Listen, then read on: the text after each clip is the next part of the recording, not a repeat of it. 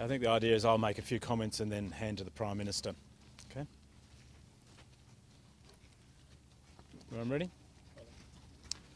Okay, Prime Minister, welcome once again to Western Australia and particularly to the Gateway project. This project solves a big problem that West Australian faced, and that was congestion around the airport, and of course surrounding areas of Kewdale and Forestfield are at the centre of the storage and distribution of products throughout the state. Also an incredibly important area for the servicing of the mining industry, so a lot of heavy vehicles, a lot of traffic around the airport. The project has been a $1 billion project, 2/3 funded by the Commonwealth, 1/3 funded by the state.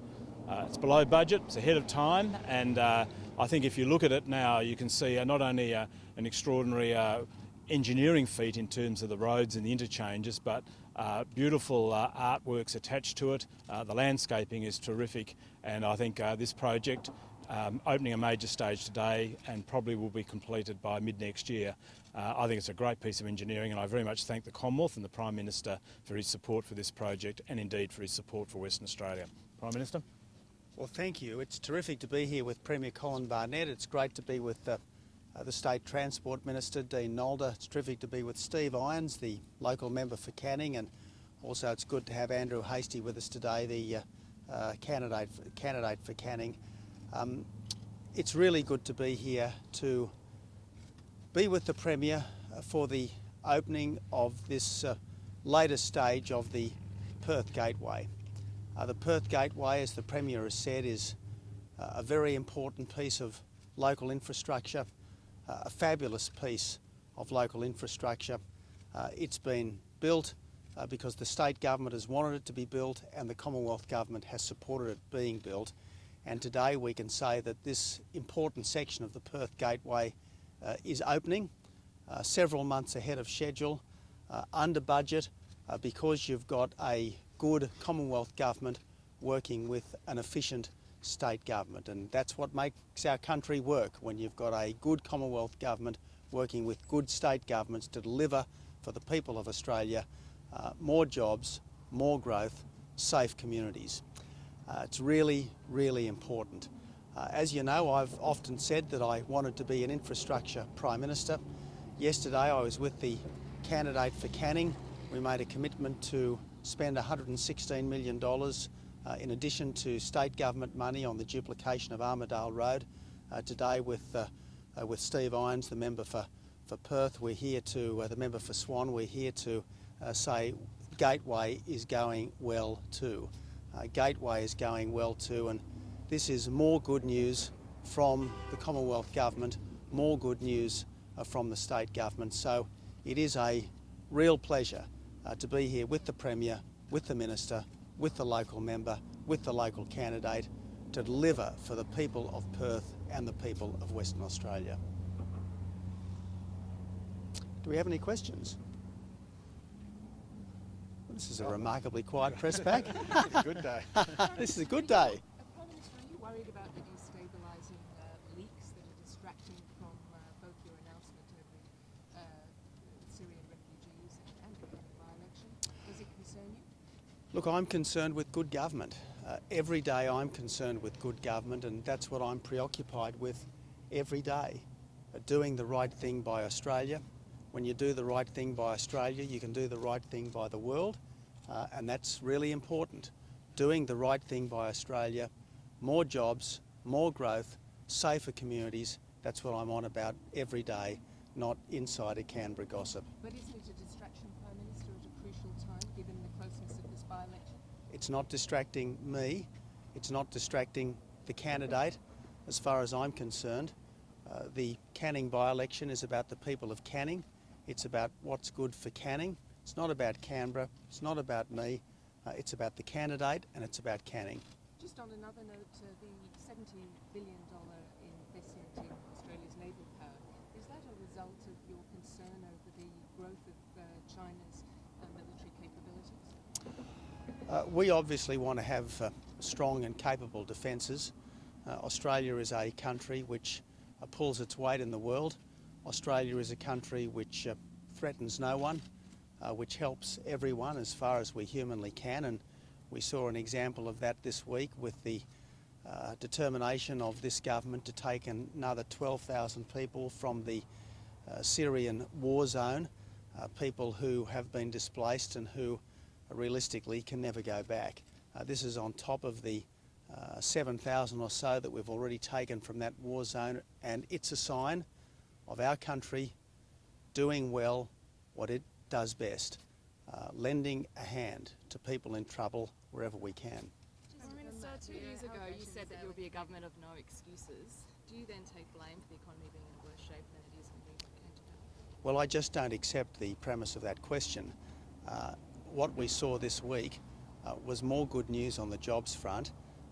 We have now created more than 300,000 additional jobs in our economy since September 2013. You've got housing approvals at record levels, you've got car sales at record levels, you've got company registrations at record levels, you've got bankruptcies at historically low levels, and you've seen a number of surveys that show that business conditions overall are at their best level now since 2008.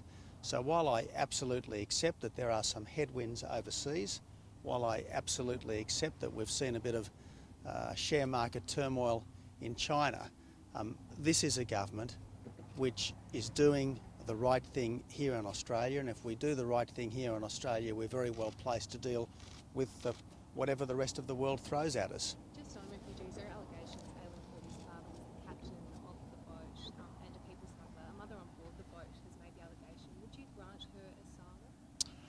Look, we are in the business of ensuring that persecuted minorities, women, children and families who have been displaced by the conflict in Syria and Iraq and who realistically can never go back to their ancestral homes have got the chance of a new life in Australia. That's what we're on about. We're on about working with communities here in Australia, working with the UN High Commissioner for Refugees to try to ensure that persecuted minorities displaced by the war in Syria and Iraq who can never realistically go back can make a better life here in Australia. And again I say, this is our country at its best. This is our country at its best, extending the hand of help and friendship to people in desperate need who have nowhere else to go. Are you able to grant asylum though to cases who make a personal plea though? I'm sorry? Would you be able to provide asylum to people who make a plea like that directly to a personal plea, or will it be on a case-by-case basis? Obviously, our officials will be in the Middle East. Extra officials will be in the Middle East from early this week, and they will be talking to the UN High Commissioner for Refugees. They'll be talking to people on the ground. They'll be talking to communities here in Australia. What we want to do is identify people who have been displaced, women, children, families from persecuted minorities, people who are in countries of first asylum, Jordan, Turkey, Lebanon.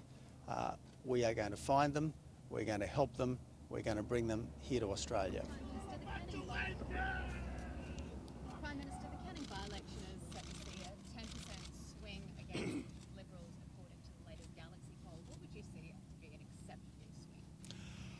Well, I just want us to have a very strong result because we've got a very strong candidate, Andrew Hastie. He's served his country with distinction, and I know that he now wants to serve the people of Canning with the same determination and commitment, the same distinction that he served the people of Australia. He wants to serve in the Parliament with the same commitment and determination that he's shown over the last 12 years serving in the Army, and I'm confident that that's exactly what he will do if he's elected next weekend. But you must have a number in mind. Would 6% be okay, given that's what's been attributed to Don Randall's personal popularity? Look, I'm just not going to get into this kind of what would be a good result, what would not. I'm just not going to get into that. All I know is that I want the best possible candidate for Canning, and that's what we've got in Andrew Hastings. I want the best possible result for Canning, and the best possible result for Canning will be to have a really strong representative, and that's exactly what Andrew Hastie will Will you be. be back, sir, between now and next weekend's by-election in WA? Look, I'm not going to get into travel schedule predictions, if you'll excuse me, but certainly you can be very confident that throughout the next few days I'll be beaming as much goodwill and support that I can this way, because it is absolutely in the best interests of Canning that they have a really strong representative in the Parliament. They had a strong representative in Don Randall, a strong and distinctive representative in Don Randall, and I think that Andrew Hastie is going to give them that same strong and distinctive representation in Canberra. Minister, if there is a 10% swing, does that make your leadership untenable? Look, again, I know you all want to make it about other people and other things, but I want this to be about Canning. It's not about Canberra, it's about Canning. It's not about me. He's making it all about a leadership still. Look, again, I'm just not going to play these Canberra insider games. I'm really not going to play Canberra insider games. We've got a terrific candidate for Canning in Andrew Hastie. We've got an outstanding state government here in Perth. We've got a great member for Swan in Steve Irons, and I'm standing beside them. I'm working with them.